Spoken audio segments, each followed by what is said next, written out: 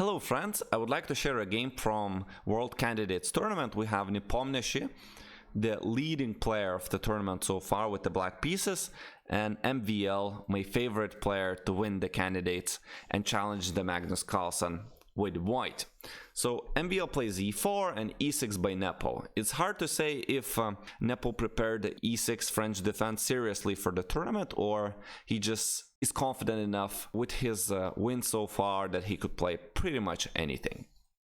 So we have d4, d5, knight c3, the main line of the French, e5, c5, and a3. And now here it's very rare to see bishop a5 at the top level. If we compare this to bishop takes c3, that's a lot more popular line, and pawn takes c3.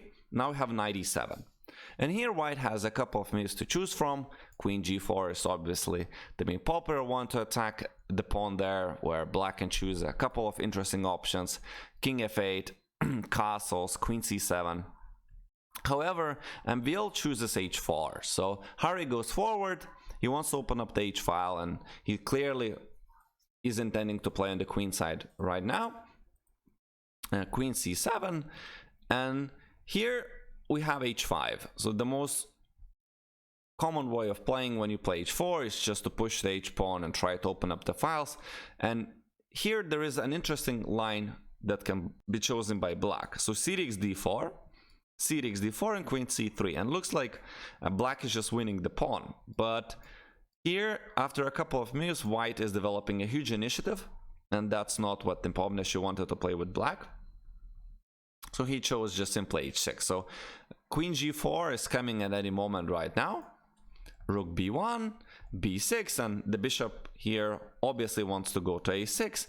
It would be really good for black to exchange the light square bishop, as that's his the white's good bishop. Queen g4, attacking the g7 pawn, and rook g8. Also, it was possible to play knight f5. In most of the lines, we would want to play bishop d3 and threaten to take the knight and take the pawn. However, here black can castle, and it's rather unclear. Of course, one of the moves that white can test would be bishop b5. If bishop d7 is played, we don't exchange, and we just go back, and bishop can't go to a6. So probably we would see something like knight c6, where the game might have continued in another very interesting manner. So rook g8 was played, now bishop b5, and here black plays king f8. So this is a novelty in my base. Again, he didn't play bishop d7, he wants to maintain the option of playing the bishop to a6. Now bishop drops back to d3, the bishop has done its work, the black's king is on f8, what more can you expect from the bishop at this level? So bishop a6, and now have d takes c5, a change in the structure. So black happily exchanges the light square bishops, and here there are many moves that he could choose from. For example, queen c5, knight e2, and playing this structure. Then it's possible, of course, to take on e5 and knight e2. However, he chose knight bd7. And, well, what can white do? First of all, if we take on b6, then there is this check, which is really annoying. For example, bishop d2, queen d3, the rook is hanging, and definitely a good position for black. So white just shows d4. Now have b takes c5, white's pawn structure is again very beautiful. And here an interesting maneuver, queen d1. Queen again has done its work.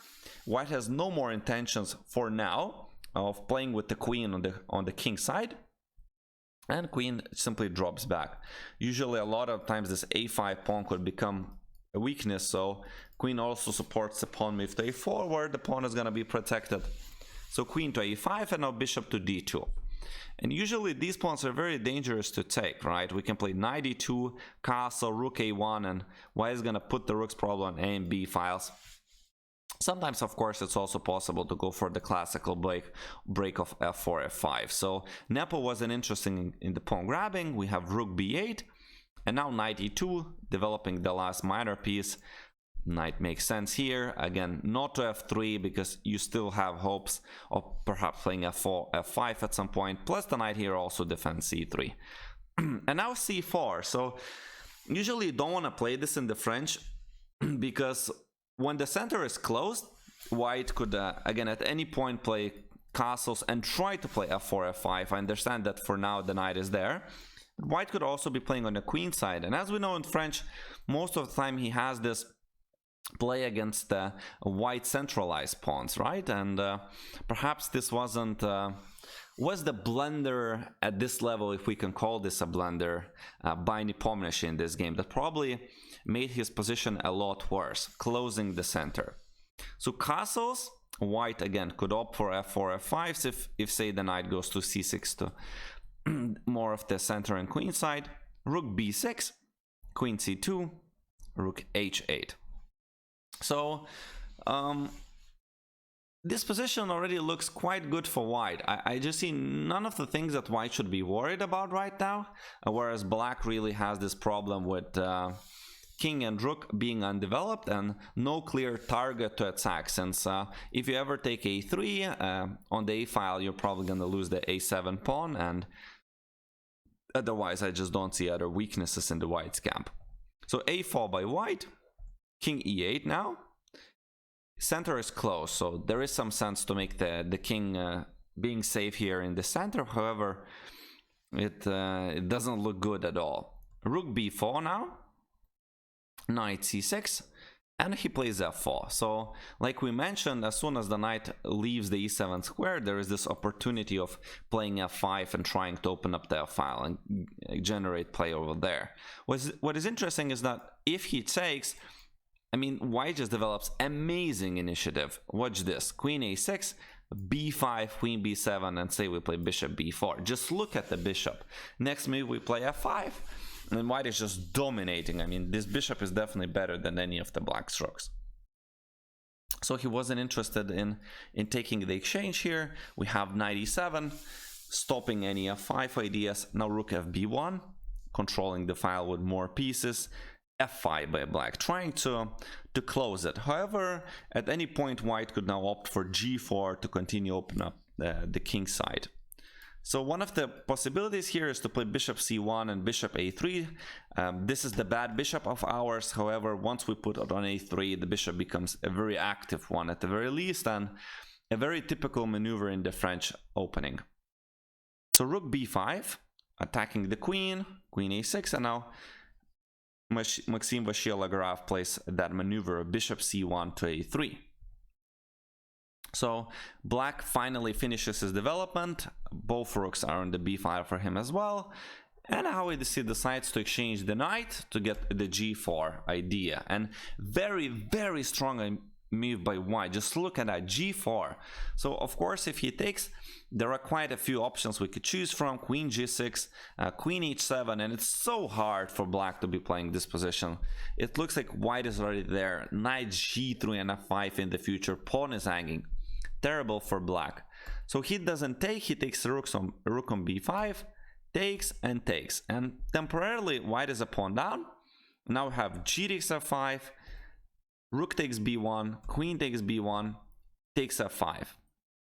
And it is possible to take on f5 here with the queen. Probably black would play queen e6 and try to hold this one. White is not interested in exchanging the queens, most probably, unless in a very, very good construction. So knight g3, and maybe here already we have a pass pawn, we're attacking the g7 pawn. Maybe that's the only way. However, I think that it makes sense to leave the queen on the board, even if none of the checks for black lead to any advantage. Make sure nothing is blundered, and I think that once the queen goes there to b4, white is more happy with having the queens on the board. So knight g3 by white, attacking f5, queen b6. No exchange of queens for black. Knight takes f5 with check, king f8. Now queen a1, keeping the queens on the board. Queen e6, attacking the knight. Knight g3, queen g4. So he has to make sure not to blunder, but the position should be winning. I think that the white's pieces are better. He has a pass pawn. Black's king feels even more unsafe, especially after king g2. That there are not many checks that are dangerous to the white's position. And queen takes f4, queen takes a7. As you see, material is equal, but it's clear that white's queen is doing more damage and threatening more things to the black's king than the black's queen is threatening to the white's position. King e7, and queen a3 and queen d6. So now as again, at any moment we want to play e6, of course we have to make sure we don't blunder the queen. And g5 probably not a good idea. En passant h5 and g7 with idea g8, and Nepo resign.